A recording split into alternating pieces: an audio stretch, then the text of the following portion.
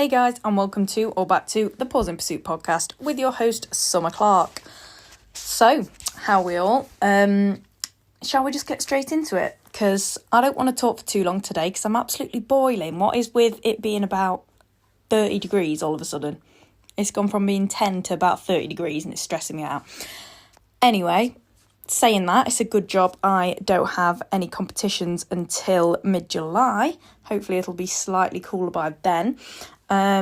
But as far as the weekly recap goes, I haven't done much agility at all. In fact, I didn't have a show at the weekend and I don't have a show next weekend either.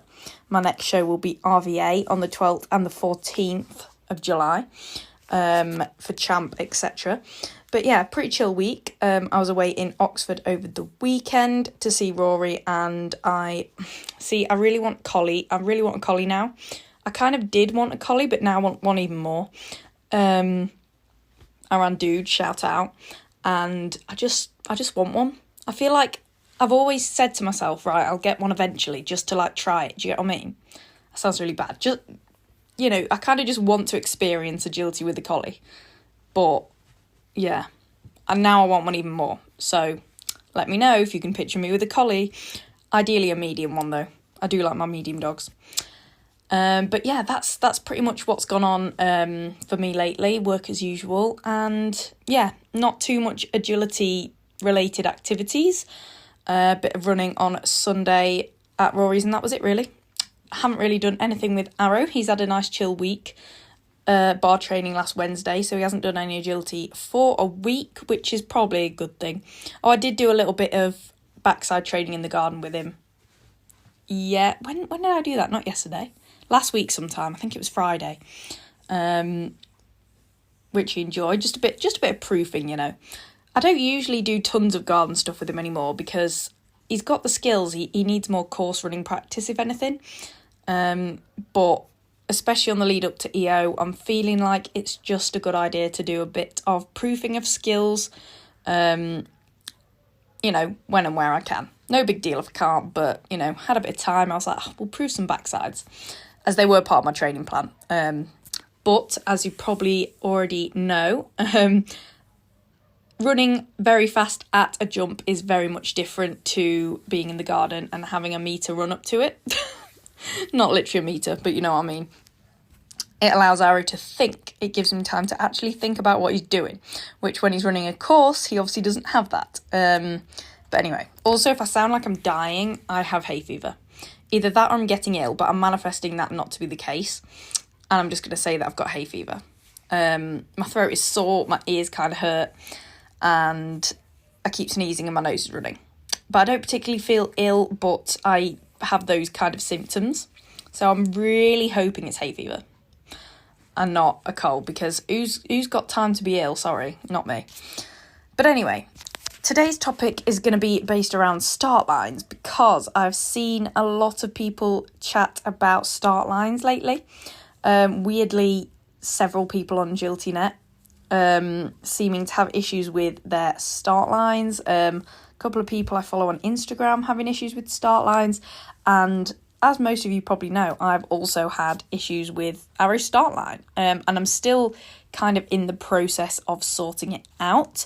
So what I'm going to tell you today, I'm going to go through reasons why I think dogs have issues with start lines, including Arrow, and then I'm going to go on to give a few suggestions of how I think you can start working towards fixing a broken start line or having, training a good start line from scratch if you're doing that, etc. Like I said, take this is just my opinion. Arrow, I am just starting to see a proper breakthrough with Arrow start line, touch wood, after having issues with it myself. So I'm going to tell you some of the things I've done lately that I think have helped that happen. Again, disclaimer, time is the healer for everything, in the sense of if you're consistent with an approach to something and give it time and stay consistent, you'll eventually break through, unless you've been doing the same thing for, I'm about to contradict myself. I was going to say, just stick with the same thing and eventually it'll work, but at the same time, if it's literally been ages doing one thing and you're still not seeing any results, you can't keep doing the same thing and expect a different outcome. So, you know, you kind of know when something's just not working, you've been at it for ages. So use your common sense, but yeah, don't give up is what I'm saying. So let's get straight into it then. So things that I think often cause dogs to struggle with their start line, first of all, is displacement behaviour. So Arrow used to and still sometimes does show displacement behaviour on the start line. So for anyone who doesn't know what that is, it's essentially the dogs kind of soothing themselves because they're anxious, fearful, in pain, something doesn't feel right to them, they're not entirely happy. So they use displacement behaviours to kind of cope with that and self-soothe. I don't know why I struggle with that. Too many S's. But yeah, so examples of displacement behaviours that, say, Arrow has displayed in the past on the start line is sniffing, looking around, looking elsewhere, looking over his shoulder, moving, getting up from position, scooching forward, see, his scooching forward's different to a dog that's just really enthusiastic about agility. His, shuffling forward is kind of him, you can kind of tell in his eyes, he's like, don't leave me, I'm scared. But that's to be expected in a nervous dog, I suppose. But yeah, your common ones are mainly sniffing, avoiding eye contact, potentially wandering off in the opposite direction, etc. So displacement could be due to nervousness or anxiety, which I think is Arrow. The start line wait is the kind of most prolonged part of an agility run, and it gives dogs more time to think, if that makes sense. As soon as I release Arrow from his start line, he's completely fine and happy and loves his life. But while he's on that start line, you can see the cogs whir and he's a bit scared, like he used to be throughout the whole run, if that makes sense. So yeah, nervousness, anxiety, fear, I'd say they're probably the most common reasons for displacement behaviour, and insecurity as well. And often, if your dog, like Arrow, slowly creeps up, he stands up and creeps, or he sometimes still does, when I walk away from him on the start line, I think that's possibly got a lot to do with him not wanting me to leave him, essentially, because he wants me to be by his side because he's worried. That's how I kind of take it anyway. Just helps me to kind of understand his point of view a little bit more. Also could be due to a traumatic past experience. So whether a dog, think back to a time, has your dog ever been sat on the start line and had a dog from outside the ring spook them or go for them, or make them jump, or, has there been a loud bang nearby when your dog sat on the start line? Anything like that. And maybe you didn't even notice, but that could have happened.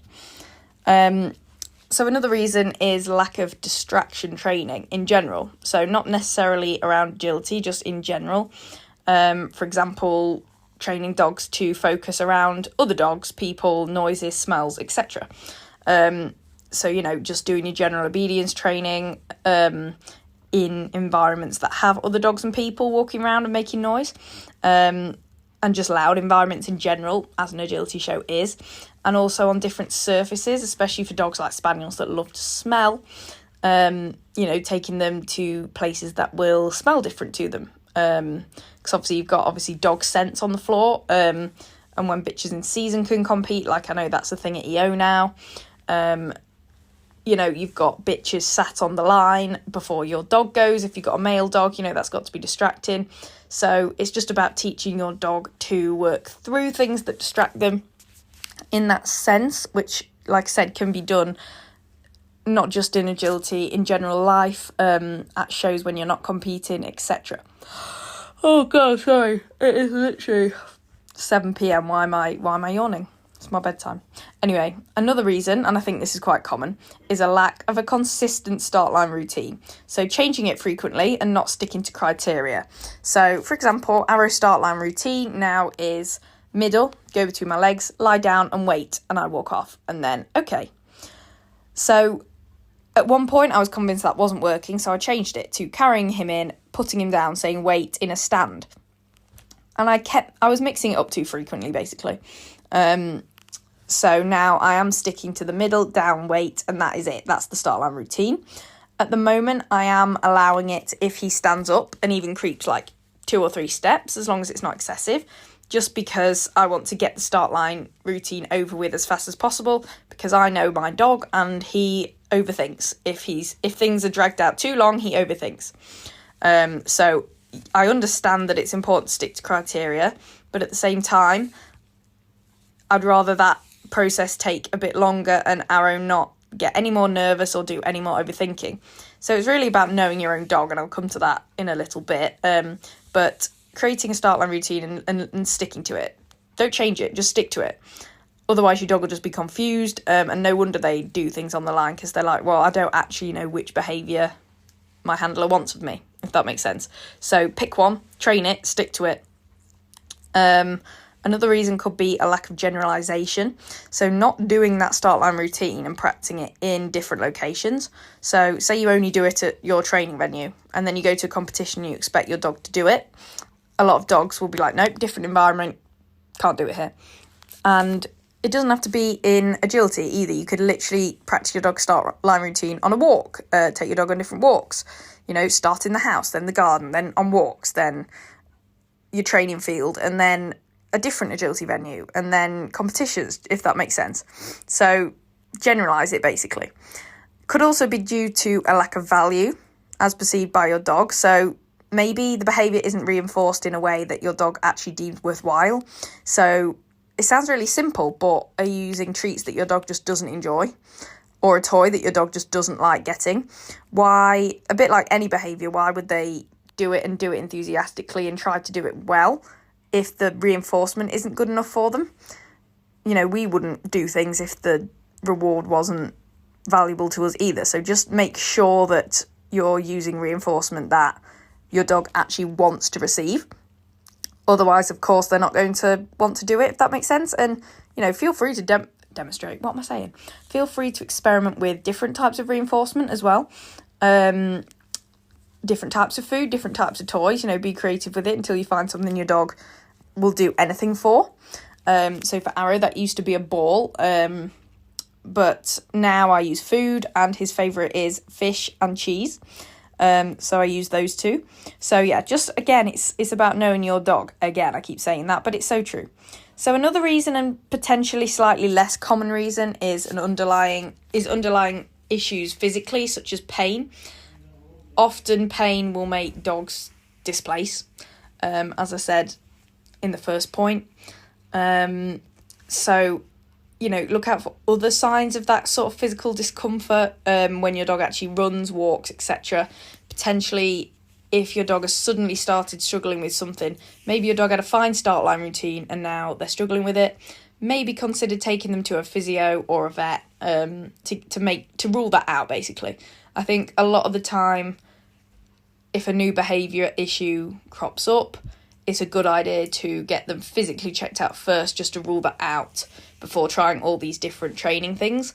So, the displacement is probably unlikely to even involve the area of pain. It'll just, dog knows it's not happy, it's not comfortable, it's in pain in some area. So it's going to, and especially if it causes a bit of pain doing the agility, and the dog knows it's about to have to do agility after the start line, that's going to definitely make them displace on the start line, if that makes sense. And again, I say definitely, maybe not. Maybe some dogs are fine about it. Maybe some dogs aren't bothered. I know a lot of dogs, don't show pain when they're in pain, and you can never really tell until it's almost not too far gone, but quite worse, and that's just unfortunate. But yeah, I'd say if a behaviour issue crops up, it's good to get them checked out. It's quite important that active agility dogs receive regular kind of physio, or get checked over more regularly than, say, your pet dogs or whatever, because we're asking so much of their bodies. So that is a potential reason. And then the last point I've got is anxiety or uncertainty from the handler, causing insecurity and unease for the dog. So as we all probably know by now, dogs feed off our emotions and our state of mind, and how we're presenting ourselves.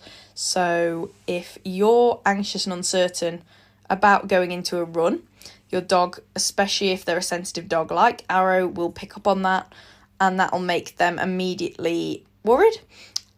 And that's easier said than done. That's going deep into the sports psychology side of agility, which is a whole nother topic in itself. I'm not sure if I have an episode on that, actually. I might do another one. God, imagine if I could get a sports psychologist on the podcast. That'd be sick. Anyway, it's just a case of practicing and experience and time. Again, I say time all the time, but the more you do, the more you'll be at more ease as a handler. So, keep doing agility, keep pushing yourself, going to competitions, and you should get less nervous. I still do get nervous, but not to the extent I used to. So try your very best to go into every run with confidence. It's a vicious circle, really, unfortunately, because if you know your dog has a start line issue, then you're going to go into the ring thinking, oh God, the start line's coming up, I'm dreading it, my dog might do this or this or this. So personally, that's what I've found with myself and Arrow's start line, is that I've been going into the ring thinking, oh God, I hope his start line's all right. That probably makes it worse. So try your best to get your head around that. I know that's not great advice because it's so much easier said than done. And I still haven't fully grasped it yet. I don't think any of us ever fully do. But it's just something to consider when you're questioning your dog's behaviour. Just reflect on yourself and how you're acting too, not just the dog. So now I'm going to move on to suggestions I have to potentially start helping the issue, rectifying the issue, just proactively working towards a solution, really. So first is find the root cause. So for example, what I've said about displacement due to nerves, this may mean that your dog needs more socialisation, for example, if your dog is nervous in the agility environment. Or, like I said, pain may mean that you need to take your dog to a vet to see if that's the problem, and if it is, get it sorted out and see if that resolves the issue. So there are always solutions, but first you've got to find that root cause. So just do a bit of thinking and observing and see if you can come to that. Again, every single dog is different. Every cause of behaviour, every cause of the same behaviour will most likely vary between dogs. So it's about knowing your own dog and observing your own dog. Also, if your dog is really distracted on the start line, this may mean that your dog needs more basic training in chaotic environments, for example. So there's always work to be done that often has nothing to do with actual agility, funnily enough, that can help certain behaviours that are related to agility. So the next thing, and I think the most important thing, is, like I said, to form a consistent start line routine and stick to it religiously. And now the next 2 points depend, because I would say sticking to criteria and correcting the dog for breaking it, like you would do a contact, for example. So if your dog gets up and your criteria is your dog stays in a down, don't allow it. Even if your dog breaks, take the eat, go back, reset your dog, and only release it when they stay in the down. So that's normally the advice I would give. However, again, it depends on your dog, because if you have a nervous dog like Arrow, you want to be careful about overcorrecting in a competition environment to start with. So for Arrow, I'll correct it in training, or I'm more likely to correct it in training, depending on how Arrow is behaving on that day. For example, I have to be constantly in tune to Arrow's mindset because of the past he's had. And I think that's quite important for anyone to do with any dog, really. But yeah, if you've got a nervous dog, then be careful. Maybe don't overcorrect it. Like I said earlier, I'd rather Arrow be confident and take longer to sort of crack the consistent routine, if that makes sense.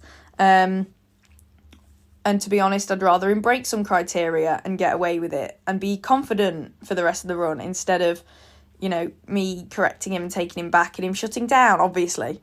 So know your dog. If you've got a super pushy, super confident dog that doesn't shut down and is simply just breaking the start line position and doesn't give a care in the world, please do correct that. Otherwise, no wonder. If you've got a dog like that, you need to correct it. You need to make sure that dog knows what it's got to do and can't get away with doing it wrong.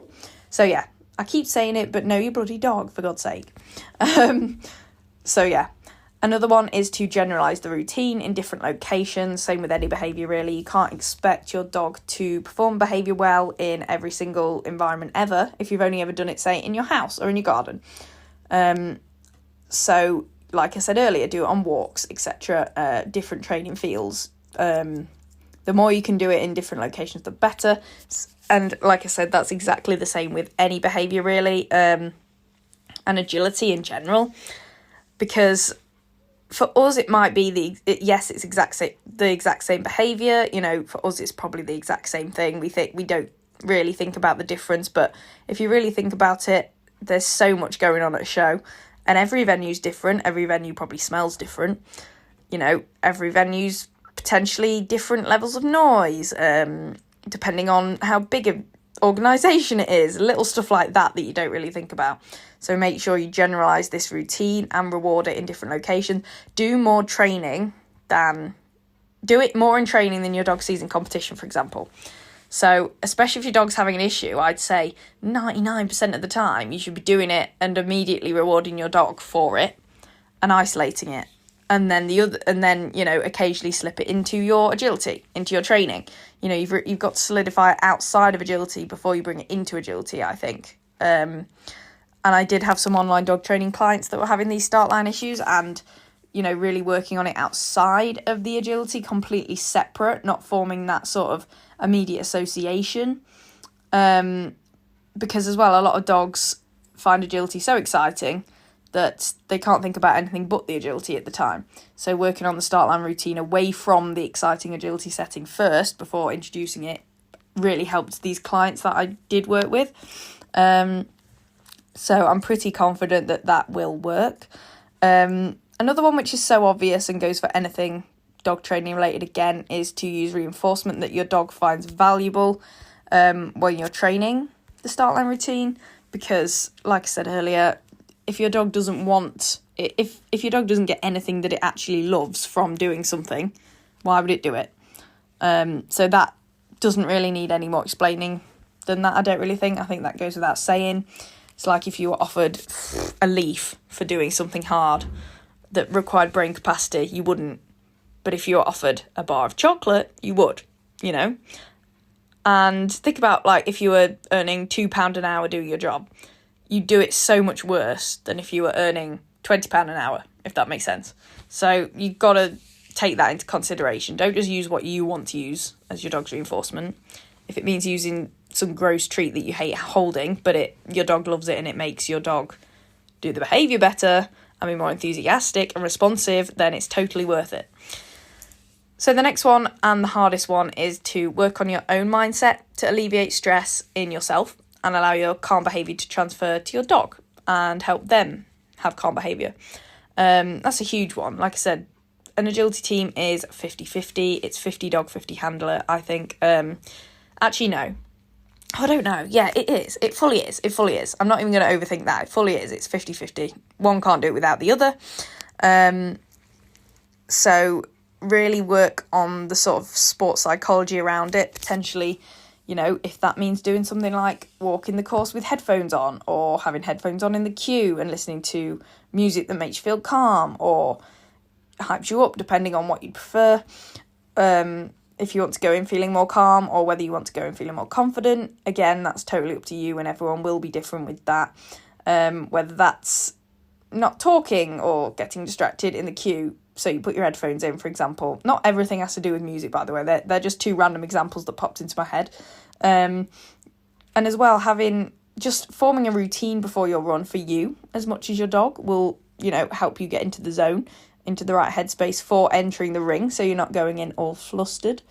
And yeah, just work on how you enter the ring and how you're feeling mentally. You know, potentially that means you give way more time to prepare before a run.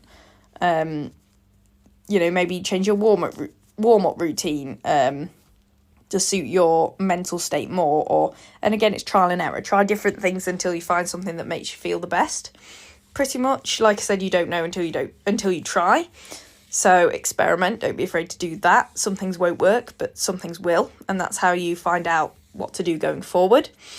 Some people may be the opposite. Maybe you make your pre-run routine shorter because you don't want to overthink about it in the build-up. You know, maybe you walk the course either more or less. Maybe you have worries about forgetting the course, so you start walking the course more. Or you end up overthinking it and over-worrying about it if you walk the course too many times, so you change and walk the course maybe only 5 times instead of maybe 20 that you were doing before, and see if that helps you. So everyone's different, but those are kind of some examples to what it might be for you. But yeah, so my last point here is to set your dog up for success. And I think, to be honest, dog training and agility in general is all about setting your dog up for success. There are things you can do to set up your dog's environment for more success, and almost prompt and encourage success and your dog performing things properly before you even ask for it, if that makes sense. So, for example, on the start line, unless your dog hates it, run from the start line to your position to shorten the time that your dog actually has to stay in that position. This also might help your dog kind of focus on you more because you're maybe being more exciting. Make noises or say commands that excites your dog or makes your dog focus. Another thing you could do is teach your dog a focus on me or watch me command and highly reinforce that. So, for example, when your dog's on the start line, if they start sniffing or looking about, you could say your watch me or focus on me command, and that should prompt your dog to look at you and get their head up and focus. And then as you get that, you can release. So the reward is also kind of the release, if that makes sense, in competition. So in training, they get their actual reward, but you can actually, that's something you can continue the reinforcement for. If your dog loves agility, then getting released because they have correctly stayed in their start line position and then looked at you, for example, the reinforcement is the release as soon as that happens. So that's just an example. With Arrow, I always try to leave it as little time as possible between me saying wait, walking off from the start line and releasing him, because the more time he has to be in his start line, the more time he has to overthink everything. And as I know, as a personal overthinking human, the more you overthink, the less likely you want to do something. So if you're going to overthink about doing something, you're probably going to convince yourself not to do it. But if you just get on and do it quickly, it's done before you even think about it. Same with our dogs in that sense, I think. So yeah, choose a position your dog finds comfortable as well. So have you noticed your dog prefers sitting, lying down or standing on the start line, or in general during training or any other time? And also things like the middle command. So I've always combined my middle command with a down. So if I say middle, it means go between my legs and lie down. So there we go. You don't have to teach 2 separate things. It's kind of just one. So you can make it easier for your dog and yourself, to be honest, by combining things like that if you want. So that's just a thought. But yeah, the not leaving it too long till release is probably my biggest emphasis on. I have a big emphasis on that because that is huge for Arrow. The longer I leave it, the more time he has to pick up smells, get nervous about it, etc. So that's all my points. I think I've covered everything there.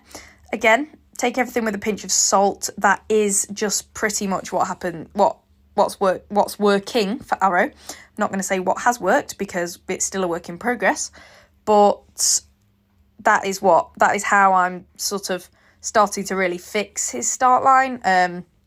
But again, it's difficult. Well, obviously it's hard. Everything's harder with a really nervous dog, but it is harder when you have a nervous dog because you don't want to, overcorrect things. So when you have a kind of behaviour problem where your dog's not doing a behaviour consistently well enough in the ring, you don't want to overcorrect it because that causes your dog to shut down and you want to keep them happy and confident. I know a lot of people will fully relate to that. I've had the same issue with Arrow Seesaw. Again, that's just starting to be decent, touch wood. Not wanting to correct it and put him back on it because that gives him time to overthink and it makes him think he's done something wrong, which upsets him, etc.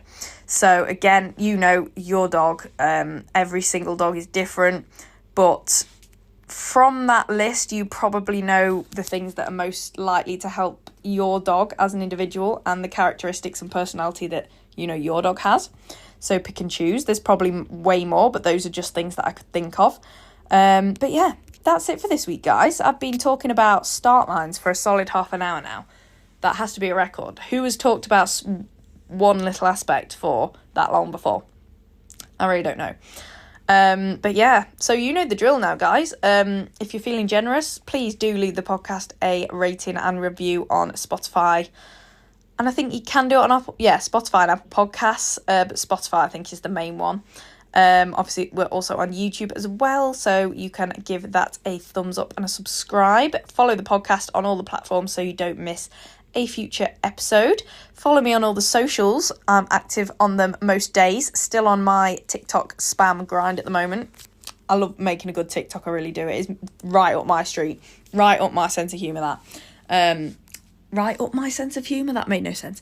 Anyway, yeah, at Paws in Pursuit on pretty much everything you've got. Instagram, TikTok, YouTube, Summer Ruby Clark on Facebook if you want to see my personal Facebook, basically. But yeah, follow me on all the things and I'll see you guys over there. But I will talk to you next Wednesday at 8 p.m. Have a great week, guys, and I will see you then. Bye.